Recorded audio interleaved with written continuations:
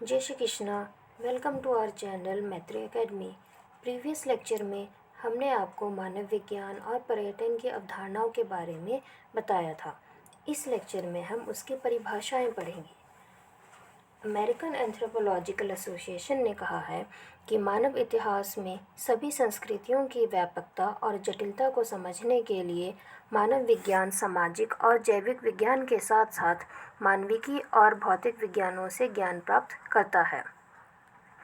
Wolf ने मानव विज्ञान को क्या समराइज़ किया है वो देखते हैं। उन्होंने कहा है कि यह विभिन्न विषय वस्तुओं का एक संबंध है। यह एक विषय की अपेक्षा विषय वस्तु को जोड़ता है। यह इतिहास का साहित्य का भाग लेता है।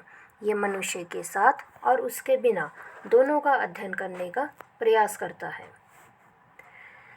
एम एन श्रीनिवास ने भी इसका वर्णन करते हुए कहा है कि मानव विज्ञान मानव समाजों का तुलनात्मक अध्ययन है। इसमें सभी समाज आदिम, सभ्य और ऐतिहासिक शामिल है।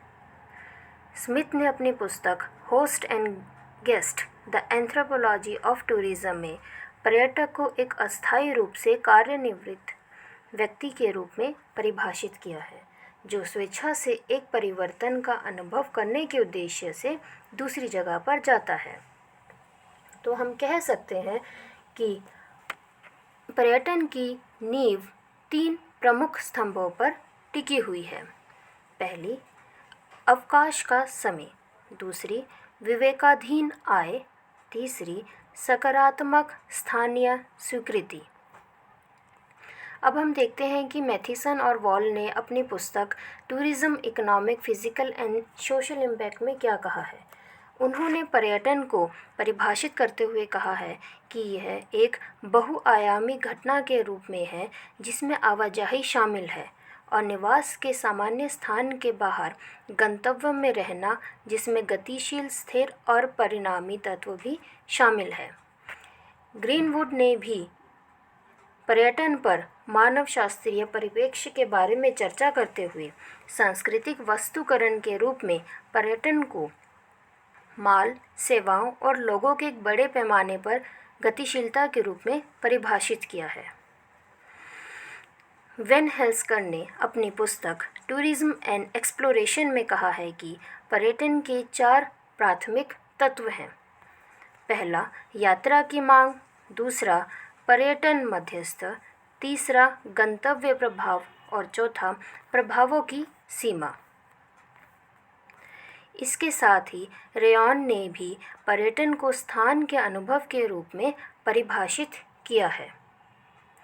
मिडलटन ने पर्यटन को व्यवसाय के रूप में और पर्यटक को एक ग्राहक के रूप में देखकर पूरी तरह से भिन्न एक अर्थशास्त्रीय दृष्टिकोण प्रस्तुत किया था। ये कुछ विद्वानों और उनकी परिभाषाएं थी जो आपको एज इट इज़ लर्न करनी पड़ेंगी। अब हम जो आगे देखने जा रहे हैं वो है पर्यटन मानव विज्ञान का इतिहास। पर्यटन मानव विज्ञान जो 1960 और 1970 के दशक में अध्ययन के एक अलग क्षेत्र के रूप में आरंभ हुआ। पर्यटन मानव विज्ञान कई पहलुओं और विषय को शामिल करता है।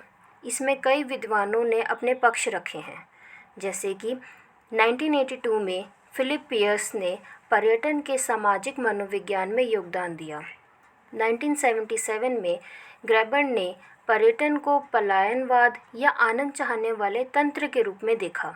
साथ ही 1994 में सेल्विन ने पर्यटन का अध्ययन आर्थिक, राजनीतिक, सामाजिक और सांस्कृतिक संदर्भों में किया। 1997 में डैन ने अपने काम में ये प्रस्तावित किया कि अनुसंधान को स्थायी पर्यटन में योगदान देना चाहिए। तो हम कह सकते हैं कि वर्तमान मानवशास्त्रीय सोच ये है कि पर्यटन बहुत ही जटिल है और इसलिए इसमें कई मुद्दों को एक साथ पिरोने की आवश्यकता है। नेक्स्ट यूनिट में हम देखते हैं कि पर्यटन पर मानवशास्त्रीय परिप्रेक्ष्य क्या है, क्या इनके पर्सपेक्टिव्स हैं। मानव विज्ञान में पर्यटन का अध्ययन संस्कृति परिवर्तन के साथ मानवशास्त्रीय सोच से उत्पन्न हुआ। मानव वैज्ञानिकों ने पर्यटक को संस्कृतियों के बीच संपर्क और प्रत्यक्ष अप्रत्यक्ष रूप से विश्व में कम विकसित क्षेत्रों में परिवर्तन के कारक के रूप में देखना शुरू किया। पर्यटन को एक प्रक्रिया के रूप में देखा जाता है और पर्यटकों को ऐसे लोगों के रूप में देखा जाता है जो अन्य स्थानों की यात्रा करते हैं जहां उनका सामना मेजबानों से होता है, और इस तरह के लेन देन की प्रक्रिया से पर्यटक, उनके मेजबान और उनकी स्थानीय संस्कृतियां प्रभावित होती हैं। सो बेसिकली इस पैराग्राफ में ये बताया गया है कि जब पर्यटन किया जाता है, जब हम टूरिज़्म को देखेंगे तो ये एक तरीके के प्रोसेस के रूप में है जिसमें टूरिस्ट और वहाँ होस्ट, उनके बीच में उनके जो कल्चर है, उनके जो रीति रिवाज है, उनका एक्सचेंज होता है, और जो होस्ट है उनकी जो लोकल कल्चर है वो प्रभावित होते हैं। अध्ययनों को वैचारिक रूप से दो हिस्सों में विभाजित किया गया, जो एक पर्यटन की उत्पत्ति को समझने पर केंद्रित है और दूसरा जिसका उद्देश्य पर्यटन के प्रभावों का विश्लेषण करना है। पर्यटन की उत्पत्ति के बारे में किए गए अध्ययन मुख्यतः इस बात पर केंद्रित होते हैं कि पर्यटन में मुख्यतः क्या है। बेसिकली इसमें यह कहा गया है कि पर्यटक की उत्पत्ति को समझना और फिर उसका उद्देश्य के प्रभावों का विश्लेषण करना कि पर्यटक के क्या उद्देश्य हैं। तो हम कह सकते हैं कि पर्यटन की उत्पत्ति के बारे में किए गए अध्ययन इस बात पर सेंट्रलाइज्ड होते हैं, केंद्रित होते हैं कि पर्यटन में मुख्यतः क्या है, या आधुनिक युग में लोग पर्यटक के रूप में क्यों यात्रा करते हैं, या क्यों कुछ पर्यटक विशेष प्रकार के गंतव्यों या अनुभव चाहते हैं। इसके साथ ही दूसरी ओर जो हम उसके पर्यटक के प्रभावों का विश्लेषण करते हैं, तब उसमें हम ये पड़ताल करते हैं कि इस कार्य का केंद्र बिंदु पर्यटकों की तुलना में स्थानीय लोगों पर अधिक होता है। इसका मतलब है कि जब हम उसके इफ़ेक्ट्स के बारे में पढ़ते हैं तो वहाँ पर हमारा मेन फोकस पर्यटकों की जगह उस लोकल लोगों पर होता है, स्थानीय लोगों पर होता है। तो आज हमारा ये लेक्चर हम यहीं पे समाप्त करते हैं। आई होप आपको ये लेक्चर वीडियो पसंद आया होगा, तो आप इसे please like, share and subscribe करें।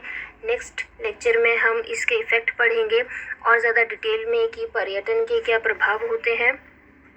और आपको कोई भी डाउट हो इससे रिगार्डिंग, कुछ भी क्वेश्चन हो, तो आप हमें कमेंट सेक्शन में कमेंट कर सकते हैं। And please like, share and subscribe our beautiful channel Maitri academy.